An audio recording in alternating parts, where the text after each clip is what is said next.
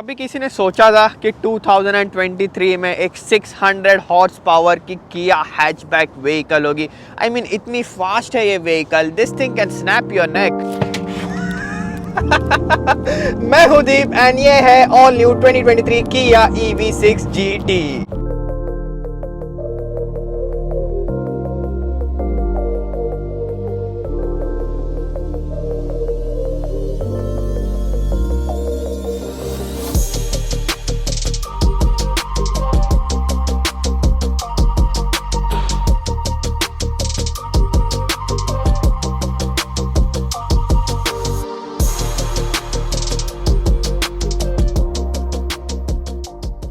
Hyundai Group has come a long way। 2019 के बाद उनके जो व्हीकल्स आ रहे हैं Hyundai brand through, Genesis brand through and Kia brand through. Design के मामले में मैंने आपको सेवरल Genesis व्हीकल्स दिखाया अभी तक end of course several Kia new Sportage, Kia Stinger, recently Genesis की G90। क्या लेवल पे अभी Hyundai जा रहा है एंड वही नहीं जो न्यू कॉन्सेप्ट व्हीकल्स भी मैंने आपको दिखाई दे, Envision 74 RN 22E, they are really cooking something। But अभी ये 2023 Kia EV6 GT, of course पूरा डिटेल में जाऊंगा नहीं। ओवरऑल स्टाइलिंग जैसे स्टैंडर्ड Kia EV6 आती है उसके ऊपर ही बेस्ड है। इनफैक्ट मैंने पिछले टाइम जो ब्लू कलर में थी ओवरऑल व्हीकल का लुक मैंने एज अ बल्बस और डिस्क्राइब किया था कि वो ब्लू कलर में व्हीकल थी। स्टाइलिंग सेम है, स्पेशली वो GT लाइन पैकेज व्हीकल थी।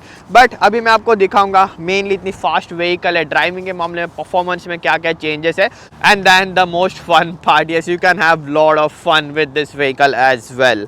सो अभी स्टाइलिंग में फर्स्ट ऑफ ऑल आपको कलर्स के मामले जैसे ब्राइट रेड कलर एक मुझे चीज़ अच्छा लगा, स्पेशली जेनेसिस व्हीकल में $3,500 कनेडियन एक्स्ट्रा देके आपको मैट फिनिश कलर में जो बहुत ही ज़्यादा कूल दिखता है। आई नो मेंटेन करने में डिफिकल्ट है बट आई अंडरस्टैंड किया व्हीकल्स ऑलरेडी थोड़े एक्सपेंसिव होते हैं। जेनेसिस ब्रांड में कैसे ऑलरेडी वो प्रीमियम सेगमेंट में आता है, लोग उतना स्पेंड करें तो मोस्ट अंडरस्टैंडेबल। बट अभी ये जैसे प्रेस व्हीकल है, ये रेड कलर के साथ ये ग्रीन एक्सेंट जो आते हैं जो GT स्पेसिफिक है आपको, I think looks really nice and ये रेड कलर भी काफ़ी अच्छा पॉप कर रहा है। सो फ्रंट में कुछ चेंजेस नहीं है, फ्रंट में हार्डली कुछ स्टोरेज स्पेस आती है, बॉटल वगैरह इसमें रह जाएगी, पानी की बॉटल एंड ये क्लैम शेल बॉनेट आपको आता है। बम्पर वगैरह सेम ही जैसे मैंने कहा था GT लाइन में आता है, तो सेम डिज़ाइन आपको मिल जाता है जैसे रेड एंड ब्लैक आप कॉन्ट्रास्टिंग देख रहे हो। Similar but stylish looking headlights, जैसे अग्रेसिव स्टाइलिंग है व्हीकल, एकदम डेप्थ है ये हेडलाइट में। बट जब भी हम साइड प्रोफाइल में आते हैं आपको मेन चेंजेस दिखने मिलेंगे। फर्स्ट ऑफ ऑल ये मैसिव व्हील्स अभी GT लाइन में स्टार्ट 19 इंच से होते हैं इसका जो रियर व्हील ड्राइव वेरिएंट है एंड देन अगर आप उसका ऊपर का वेरिएंट लेते हो जो all wheel drive long range variant है उसमें आपको 20 इंच के,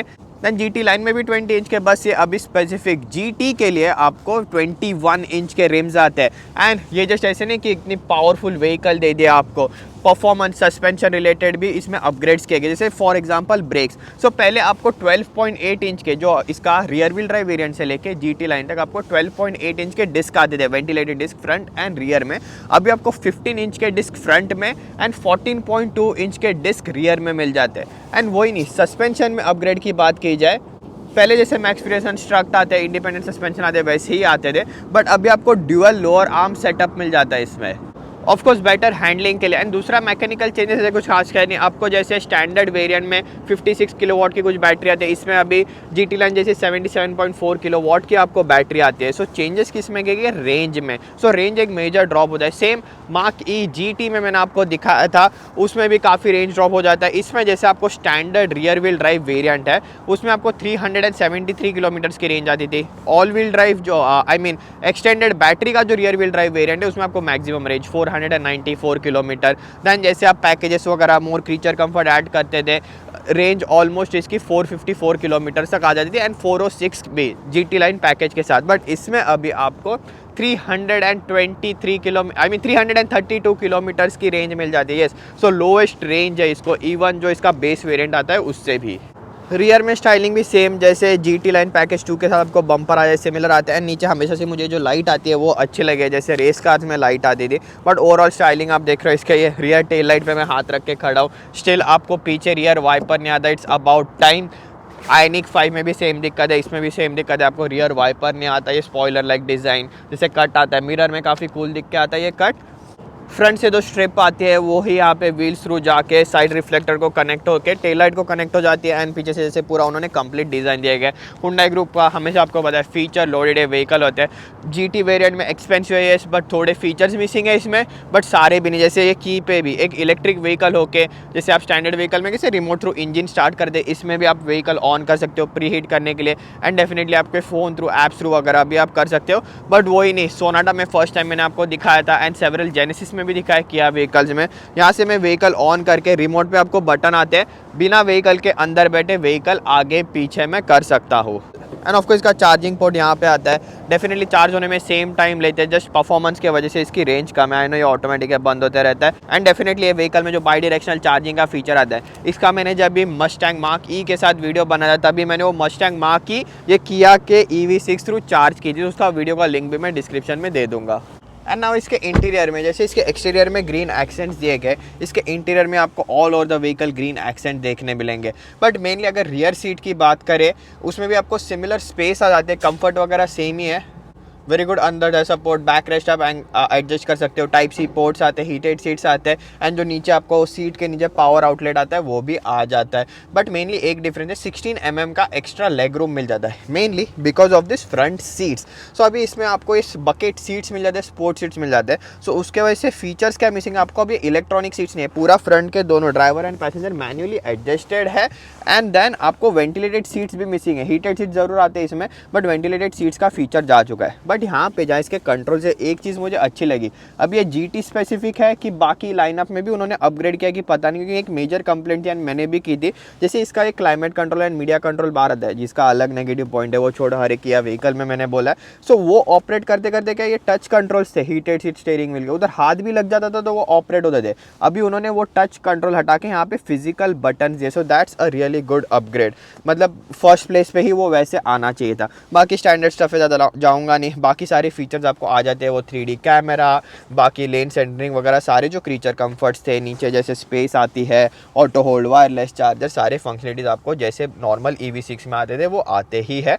बट मुझे अच्छा लगे स्पोर्ट्स सीट्स जैसे दिख के आते हैं, यही मैं बात कर रहा था। Hyundai group has come a long way. Dash पे देखो वो GT की बैजिंग अभी आपको एक्स्ट्रा आ जाती है, बट जो फिट एंड फिनिश है इसमें भी, जो एम्बियंट लाइटिंग, रात को व्हीकल के शॉट्स अभी देखो, वो जो टेल लाइट का बार दिख के आता है, हेडलाइट भी इंटीरियर में एम्बियंट लाइटिंग, देन ये लाइम ग्रीन जो एक्सेंट्स है, पूरी पाइपिंग जाती है सीट पे, उसकी फिनिशिंग, स्टीयरिंग व्हील पे जो इसका मेन स्पोर्ट्स बटन आता है मैं आपको बताऊंगा, बट उसके ऊपर भी स्टिचिंग है, पूरा व्हीकल में डोर पैड पे suede finish. It's actually a very nice place to be in. And वो जो बटन है जिसकी मैं बात कर रहा था, स्टीयरिंग व्हील पे आता है GT, उससे ही आपको पूरी पावर मिल जाती है। Speaking of power, so much wheel spin,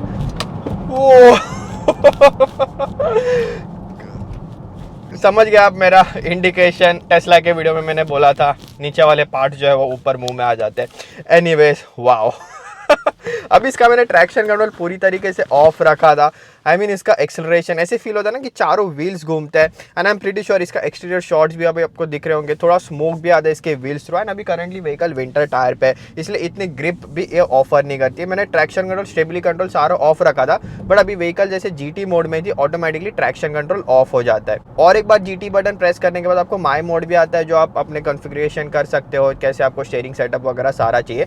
but एक चीज़ है इसमें, मैंने आपको जैसे इंटीरियर डिटेल में ज़्यादा दिखा नहीं था, सेम EV6 जैसे, बट एक डिफरेंट चीज़ है इसमें। अभी मुझे अगेन सेम थिंग पता नहीं है, GT स्पेसिफिक है कि सारे किया मॉडल्स में अभी ऐसे किया गया है। ये इंस्ट्रूमेंट क्लस्टर अभी पूरा एंड इंफोटेनमेंट आयनिक 5 का है।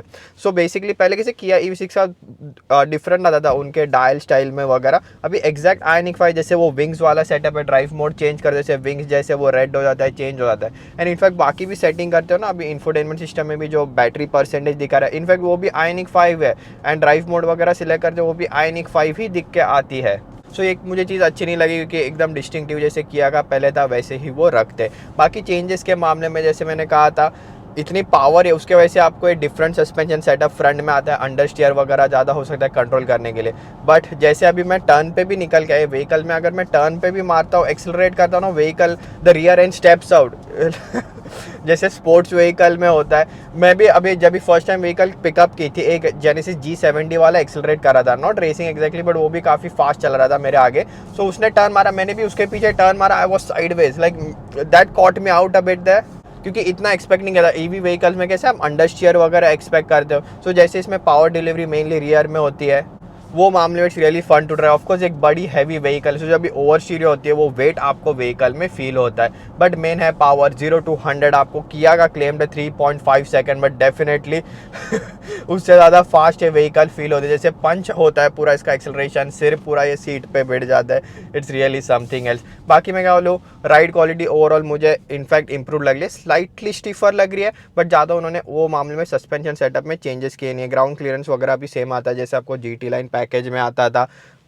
इट्स रियली इंप्रूवमेंट की बात की जाए, द राइड क्वालिटी और थोड़ी vehicle stable and planted feel होती है पहले से। Sound insulation is really great, double glaze window वगैरह आते हैं, बट ये सारे GT व्हीकल्स होते हैं, इनका पर्पस मुझे इतना कुछ लगा नहीं। स्टैंडर्ड किया का मे बी इससे 1 सेकेंड स्लोर होगी, बट जो आप रेंज लूज करते हो and price bond, for example standard इसका रियर व्हील ड्राइव लो बैटरी से ज़्यादा रेंज कर जैसे 332 किलोमीटर्स की रेंज देती है। ऑन द अदर हैंड इसका बेस वेरिएंट आपको 373 किलोमीटर्स की रेंज देता है, एंड वो स्टार्ट होता है $45,000 कैनेडियन, जबकि ये स्टार्ट होता है $75,000 कैनेडियन। इतना massive difference, and standard variant में भी बहुत ही बड़ा प्राइस का डिफरेंस। ये कॉस्ट करिए $75,000 कैनेडियन जैसे मैंने कहा था। एंड इसका स्टैंडर्ड वेरिएंट जो all wheel drive GT line long range variant है, उसका भी स्टिकर अभी आ रहा होगा। तो प्राइस डिफरेंस देख रहे हो।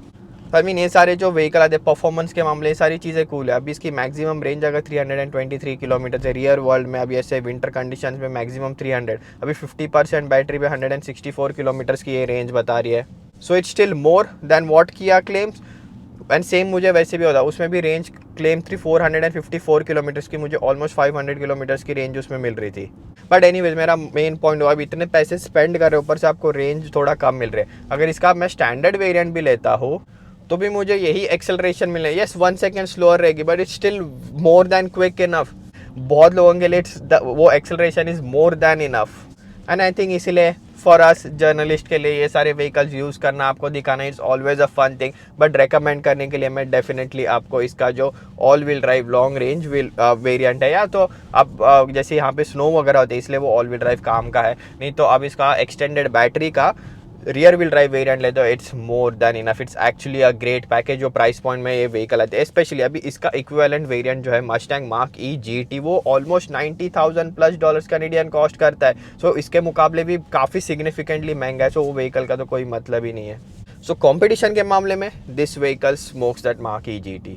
येस लुक्स हर किसी का पर्सनल प्रेफरेंस होता है, मुझे पर्सनली मार्क ई GT का लुक काफ़ी अच्छा लगता है। जैसे वो ड्राइविंग के मामले, अगर आपको ड्राइविंग वगैरह करना पसंद है, स्टीयरिंग फील हो गया, व्हीकल की हैंडलिंग हो गई, it's definitely the mark E GT। So I hope आपको ये वीडियो अच्छा लगा। ऐसे ही मैं जैसे यूजुअली कहते रहो, चैनल को सपोर्ट करते रहना। उसके बाद ये सारे एक्सक्लूसिव अभी न्यूली लॉन्च किया EV6 GT का, इतने जल्दी मैं आपके लिए वीडियो ले आ पा रहा हूँ। So I always say keep supporting the channel, जितना चैनल ग्रो होगा और कूल एंड एक्सक्लूसिव व्हीकल्स मैं आपके लिए लेके आऊँगा। So with that's it in this one, see you in next one.